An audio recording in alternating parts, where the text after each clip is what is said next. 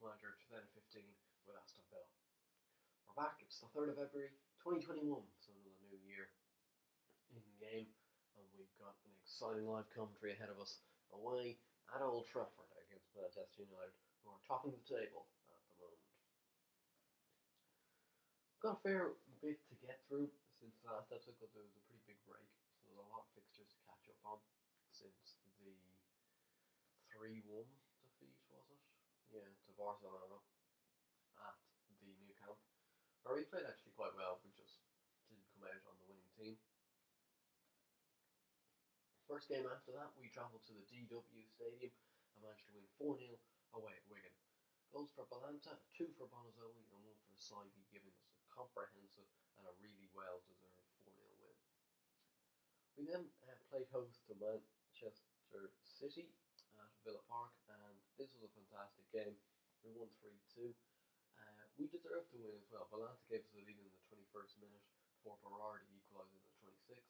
Grealish gave us the lead again in the 37th before Depay equalised in the 70th.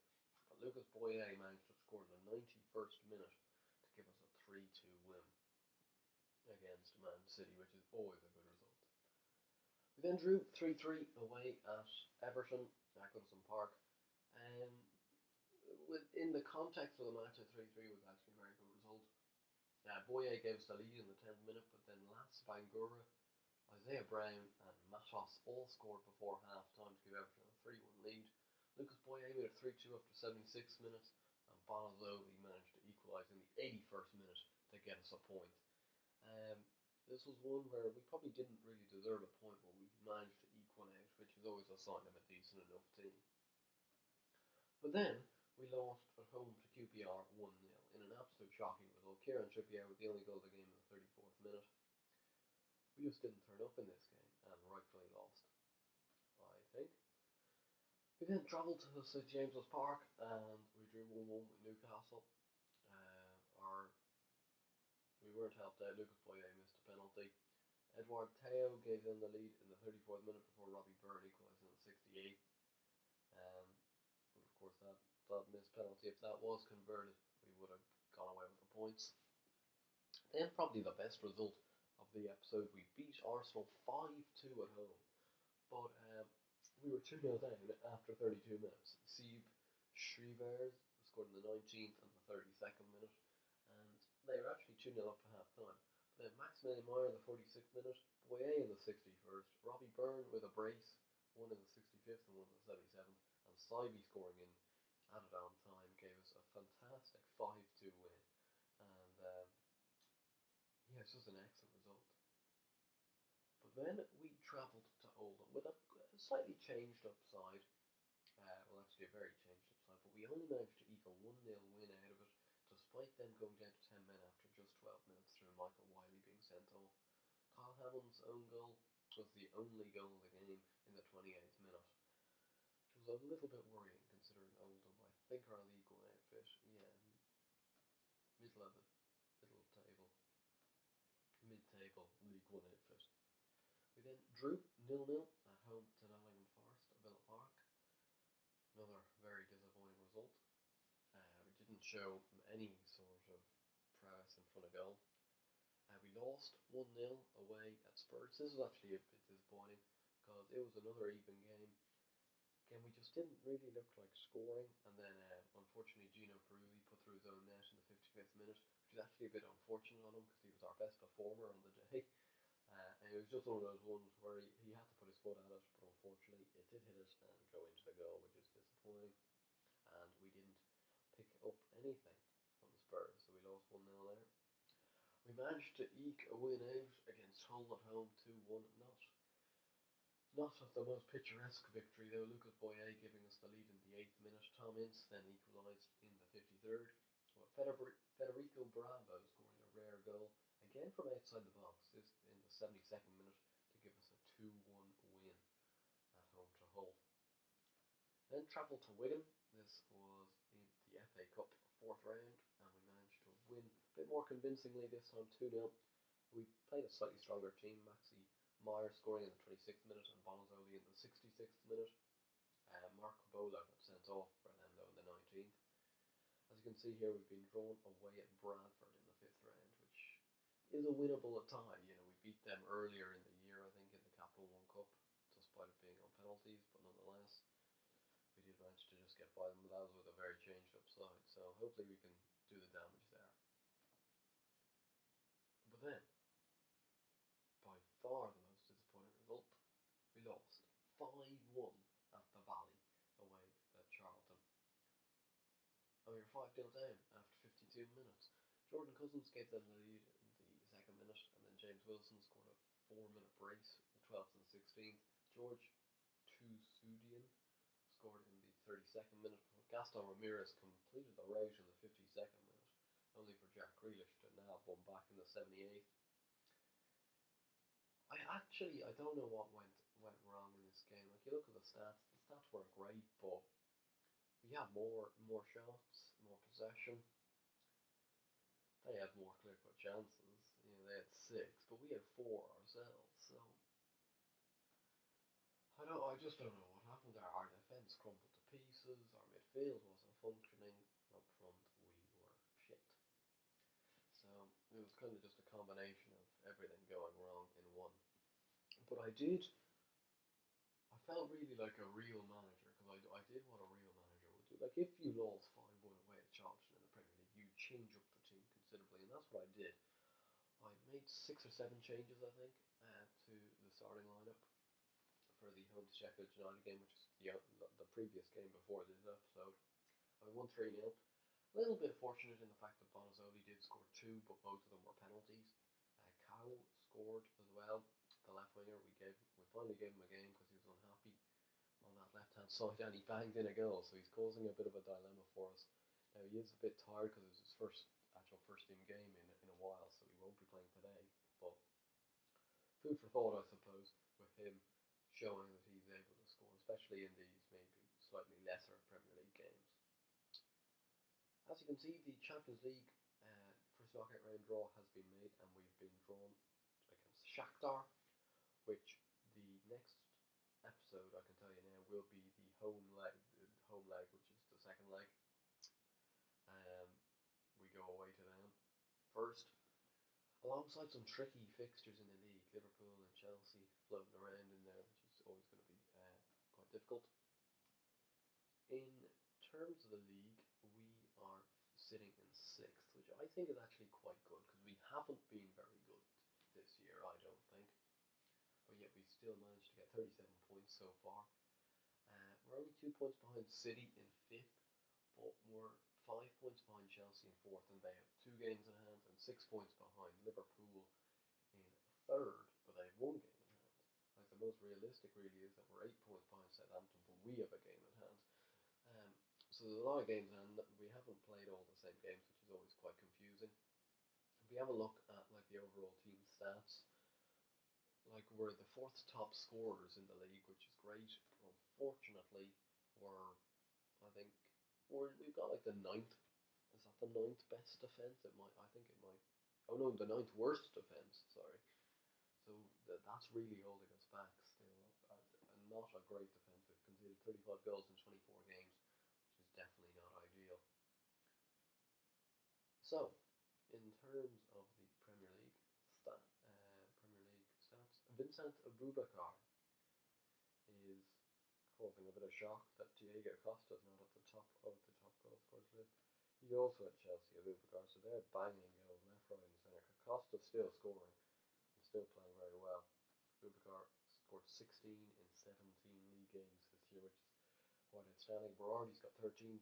Torgeir Borven has got 13 for Wigan. I don't really know this guy, but he looks quite good. He starts off the game at FC Twente.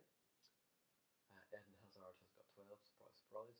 Assists-wise, Augustin Allion, Eden Hazard, and Alan Januzaj all 11. Costa's 10. Hulk, who's lining out for Wigan, has 9. That's quite funny. Average rating was Diego Costa's top. That's actually quite rare.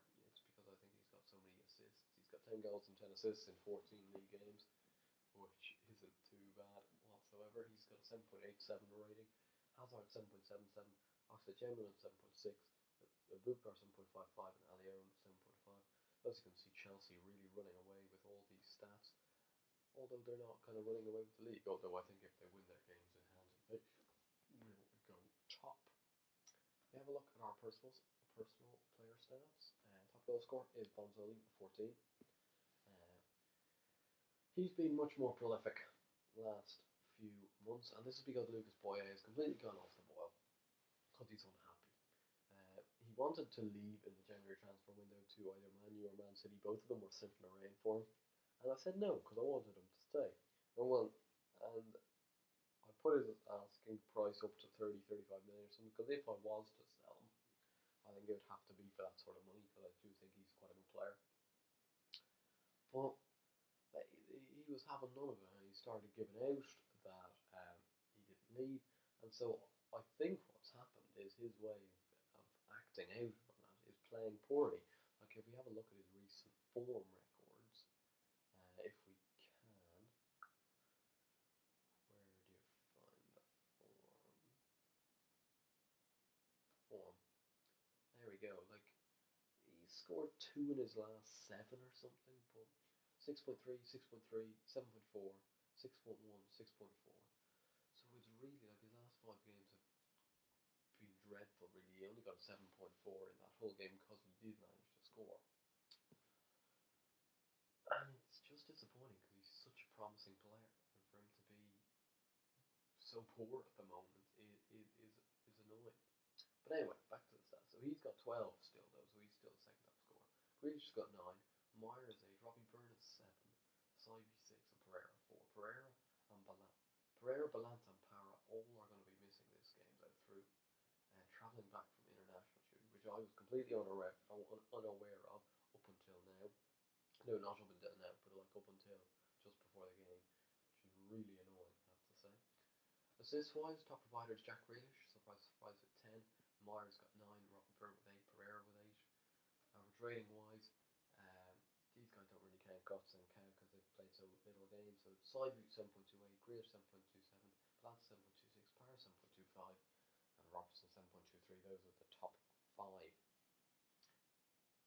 Yeah, so it's not bad at the moment. If we have a look at some of the younger guys who are looking to progress, Robbie Byrne is having another decent season, considering how poor his stats are.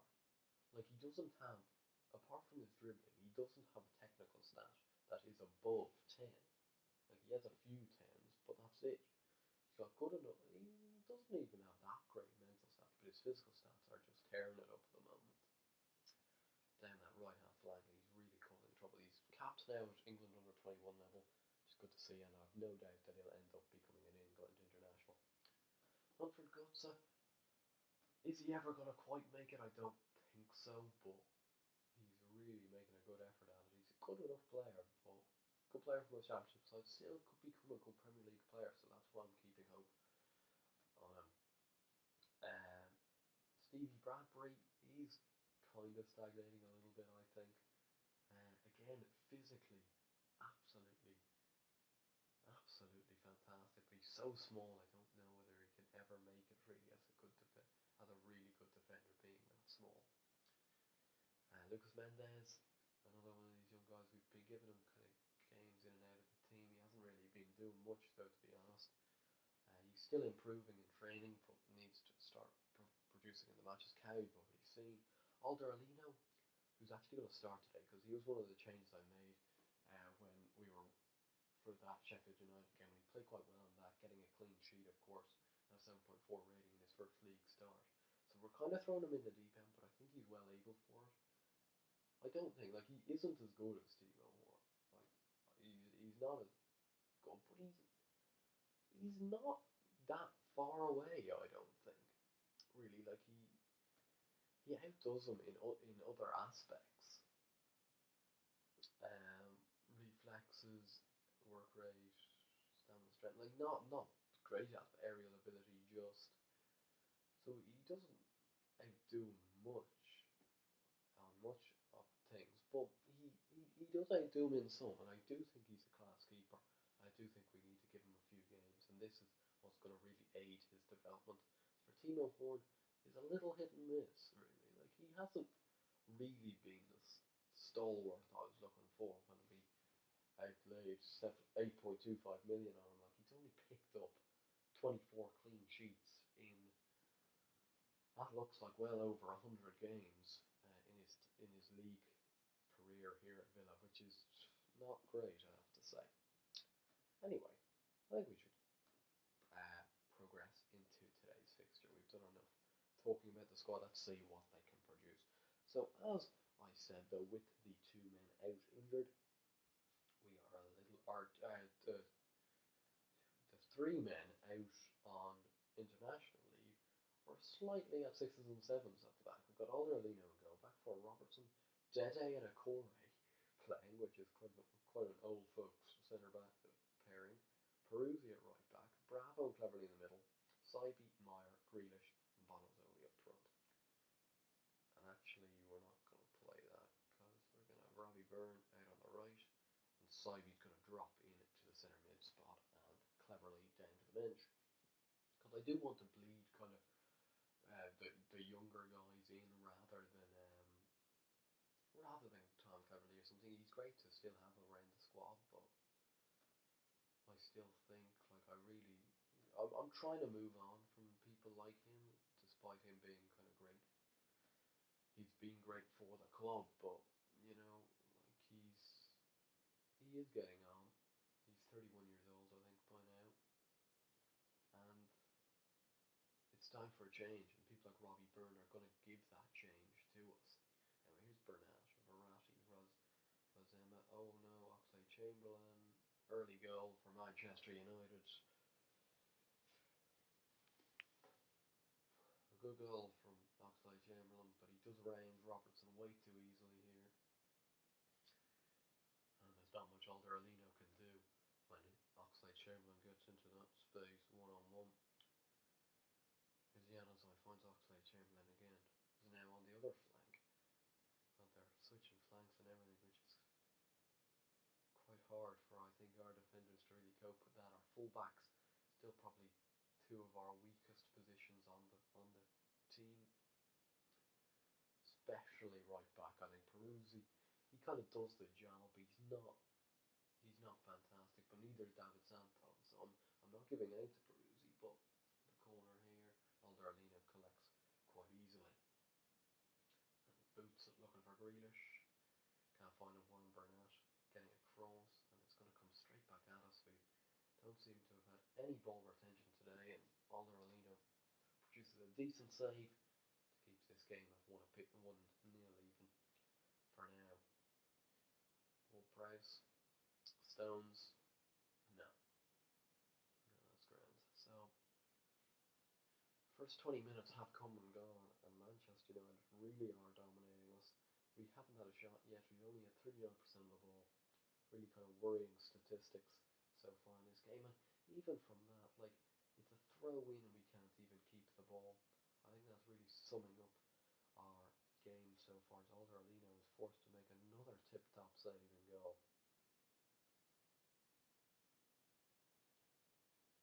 Half an hour gone now, still not a shot.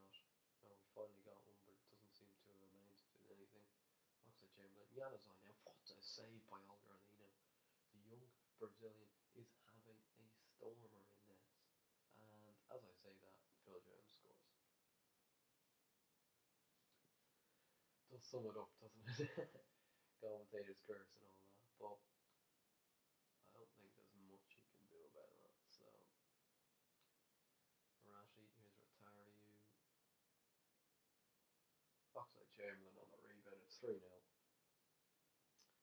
After 35 minutes, and this is an absolute shocker.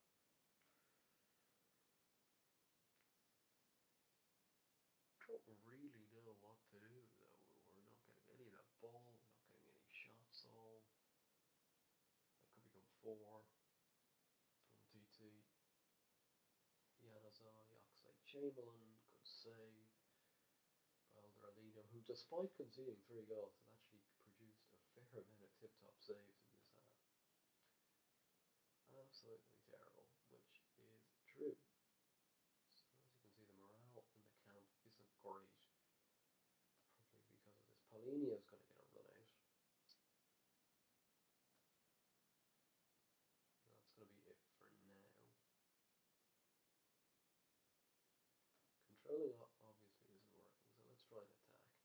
trying to really go for it. So obviously trying to control the ball is just not working. And Oxlade Chamberlain has a hat-trick to boot now.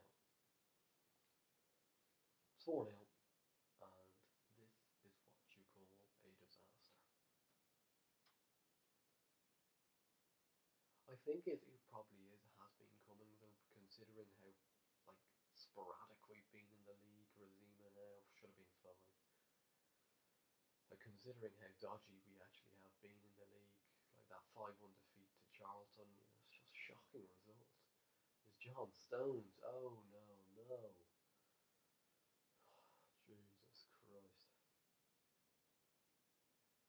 It's 5-0.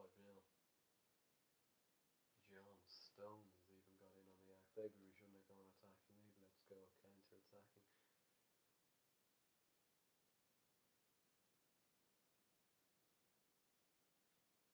But yeah, it's been really a talk about a bad day at the office, you know. Razima, oh gee, Savitsky, Oxlade Chamberlain. Would somebody man mark him? Are we man marking him? Apparently so.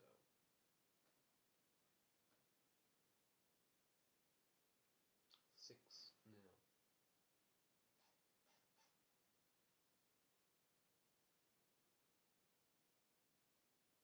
But you can't expect to defend like this and do well in the Premier League, I have to say.